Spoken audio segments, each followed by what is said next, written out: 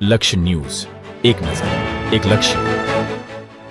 રાજકોટ જિલ્લાના ધોરાજીમાં તેજા બાપા અન્નક્ષેત્ર સહાયક મંડળ ટ્રસ્ટ દ્વારા નેત્રનિદાન કેમ્પનું આયોજન કરવામાં આવ્યું. ધોરાજી ભક્ત શ્રી તેજા બાપા અન્નક્ષેત્ર સહાયક મંડળ ટ્રસ્ટ તથા નેત્રયજ્ઞ સમિતિ તેમજ કીર્તન મંડળ દ્વારા આયોજિત જિલ્લા અંધત્વ નિવારણ સમિતિ, શિવાનંદ મિશન વીરનગરના સહયોગથી તેમજ દાતાશ્રીઓના યોગદાનથી 295મો નિઃશુલ્ક નેત્ર નિદાન કેમ્પનું આયોજન કરવામાં આવ્યું હતું, જેમાં જરૂરિયાતમંદ દર્દીઓને શિવાનંદ મિશન વીરનગર હોસ્પિટલ દ્વારા આંખના ઓપરેશન કરી આપવામાં આવશે.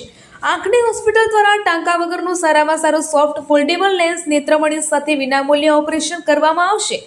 ઓપરેશન થયા બાદ દર્દીઓના કેમ્પના સ્થળે પરત મૂકવાની વ્યવસ્થા હોસ્પિટલ દ્વારા કરવામાં આવશે.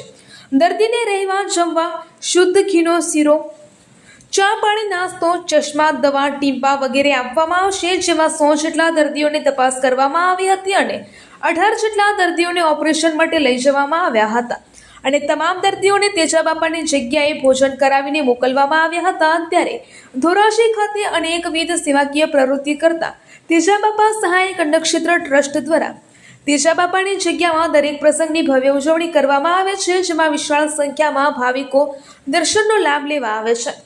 આ તકે ભક્ત શ્રી તેજા બાપા અન્નક્ષેત્ર સહાયક મંડળ ટ્રસ્ટ પ્રમુખ R.K. કોયાણી અને સુરેશભાઈ વઘાસિયા અને તેજા બાપાની જગ્યાના ટ્રસ્ટીઓ તેમજ કાર્યકરો દ્વારા આ નિઃશુલ્ક નેત્ર નિદાન સભ્યો દ્વારા આ કેમ્પને સફળ બનાવ્યો હતો. તેમજ આ સંસ્થા દ્વારા અનેક સેવાકીય કાર્ય કરવામાં આવે છે, જેવી કે શાંતિરથ સેવા, 365 દિવસ અન્નક્ષેત્ર તેમજ ધોરાજી તેમજ મહાશિવરાત્રિ, રામનવમી, જન્માષ્ટમી ઉજવણી, અન્નકૂટકના દર્શન તેમજ જેવા કે અનેક ઉત્સવો ઉજવવામાં આવે છે.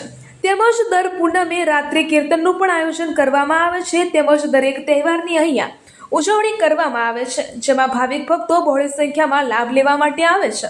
રિપોર્ટર અર્શીભાઈ આહિર, ઉપલેટા.